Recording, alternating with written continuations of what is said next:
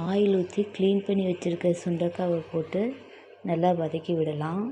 சுண்டைக்காய் நல்லா வதங்கினதுக்கப்புறமா எடுத்து வச்சுட்டு இதே ஆயிலில் கடுகு, வெந்தயம், வெங்காயம் எல்லாம் போட்டு நல்லா வதக்கி விடலாம். வதக்கினதுக்கப்புறம் தக்காளி சேர்த்து நல்லா வதக்கி விடலாம்.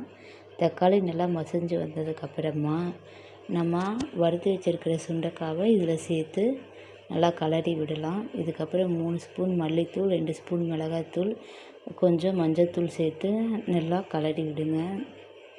இதுக்கப்புறமா உப்பு, தேவையான அளவு உப்பு சேர்த்து நல்லா கலரி விடலாம்.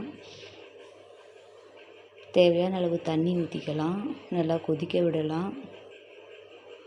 அதுக்கப்புறம் கொதி வந்ததுக்கப்புறமா ஒரு லெமன் சைஸ் புளியை எடுத்து கரைச்சி வச்சுருக்கேன். அந்த தண்ணியை சேர்த்துக்கலாம். நல்லா கொதிக்க விடலாம். அதுக்கப்புறம் தேங்காய், சீரகம் அரைச்சி வச்ச கலவி இதில் சேர்த்து நல்லா கொதிக்க விடலாம். நல்லா கொதித்ததுக்கப்புறமா எண்ணெய் திரண்டு வந்துடும். சுண்டைக்காய் குழம்பு ரெடி.